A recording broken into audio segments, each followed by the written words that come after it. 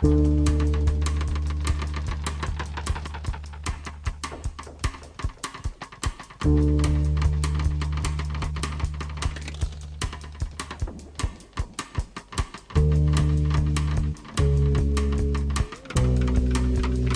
so goth, but I am actually dead. That's how goth I am. Anyways, okay, I want to address the definition of what a goth is. Because some people look at someone wearing black pants and a t-shirt as being a goth, and then there's other people, like Max, who will flip out if you use the word goth and it's not someone completely decked out in Victorian-style clothing. I don't even know myself what a goth is, so I just think we should address that. Stan is the goth. I just got some. If anything is goth, he would know it. Yeah. He knows the goth bands. Yeah. He knows the goth clothing. We had to do it in our He knows class everything there is paintings. about being goth. We're in the Old Mill Cemetery, I guess it's called. I suppose it has something to do with goth culture. That's what we're trying to figure out. So, anything you want to say? Well, ask, like, do an interview then. Just, like, the same thing we did last night, except not ridiculously drunk. Well, yeah, I mean, you covered basically everything last night. Yeah, but I think we wanted to do a good version of it where I'm not, like, wasted and Yeah, okay. removing my shirt. What would you say were the biggest influences on the goth movement? Well, the goth Because it was all movement- mostly came out of, like, the post-punk movement. Yes, I'm so scared. I don't know where I am. initial goth movement. This craze.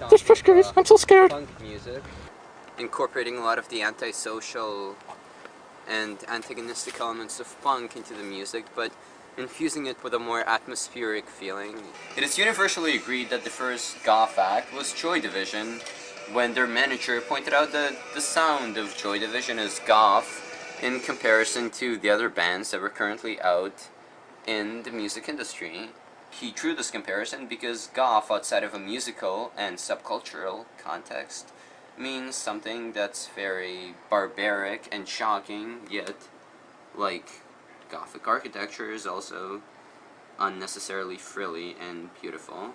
The term stuck to later bands, such as Bauhaus, Christian Death, and the Sisters of Mercy, that adopted Joy Division's bleak style of post-punk rock. Newer bands that came out in the middle and early 90s, such as Marilyn Manson, the 9 Inch Nails, Orgy, did have some elements of Gothic rock in their, mainly their image.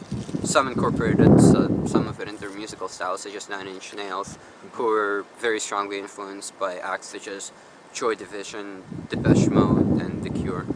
Because goth, or first wave goth, did have a very dark and romanticized element to it, it ended up being embraced by a lot of suburban goth wannabes who didn't know very much about the original movement, but they saw acts such as 9 Inch Nails as Marilyn Manson.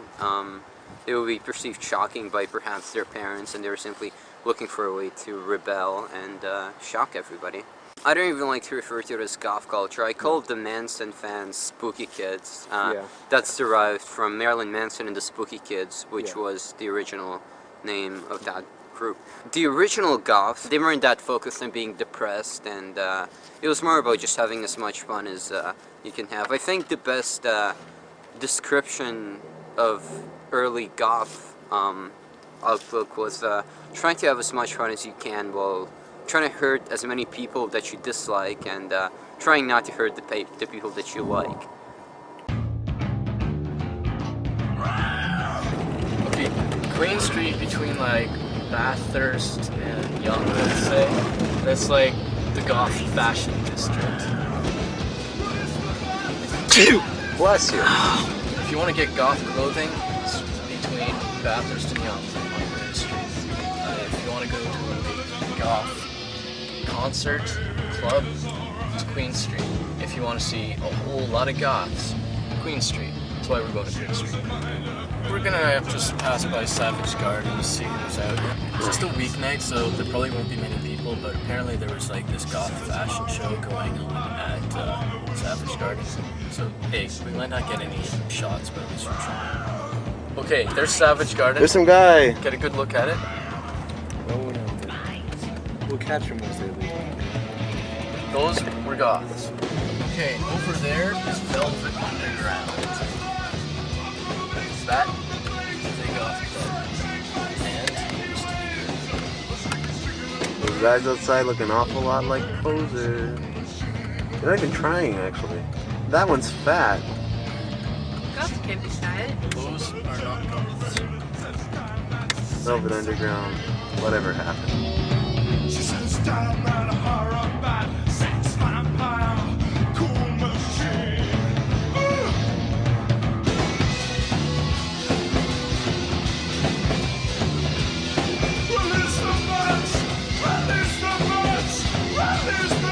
At Siren on Queen Street. How long has the store been around? Siren was established about 16 and a half years ago. I think we are actually Canada's oldest Gothic emporium and probably verging on the world's. 1988 was a long time ago. Bauhaus had split up by then, but that's okay because Peter Murphy was still doing his thing. I think The Cure was still happening. The Sisters of Mercy were still very popular at that time. The little seeds of industrial were just happening. It was quite exciting, really. I think the biggest thing was sort of an undercurrent of a Victorian vampire romanticism, and that's what a lot of this place was established on, kind of Victorian fashion sensibilities and ideologies. So that would be like what I was wearing just... Exactly like those beautiful ruffles and that long tail coat. What do you sell most of? A lot of shoes. People come here for these fabulous boots. The Victorians would not expose their ankles, but so this is for racy Victorian girls here. And here we get into slightly more crazy styles. These are the greatest winter boots. There are grips. You never have to step in a puddle. It's quite wonderful. And you look so stylish doing it. And up there is sort of a more fetishy aspect to it. The shininess, the pointier heels, lots of buckles. You know, boots that look like it would take your slave hours to strap you into it properly. And that's as it should be. These are the sort of more traditional goth boots. If we're looking at sort of the kind of mid-80s look, the pointy toes, the flat heels, these are the greatest shoes for dancing in. You get the best flexibility and range of movement and gracefulness, and those big high kicks and swooshes look much more elegant with these than with the big clunky boots. And this would be sort of a more traditional goth girl kind of look. The mesh tops are always a good staple. We're not selling as much of the roughly Victorian wear as we used to even a few years back. The sort of shiny PVC is always a good thing. Yeah, So we're getting into more modern fabrics, I I think. don't see much of the Victorian stuff in No. Well, goth is a living thing, so the market has changed.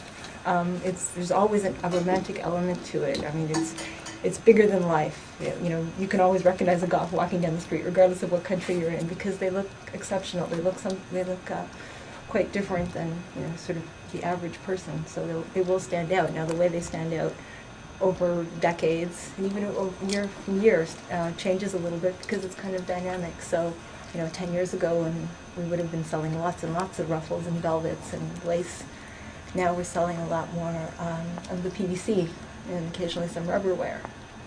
There is a commonality that runs through it, and that is sort of a larger-than-life and dramatic theatrical aspect to it. But yeah, we're not as Victorian as we used to be. There's a lot less goths these days.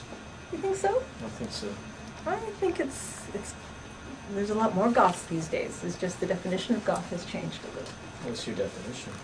Ooh, that's a big question.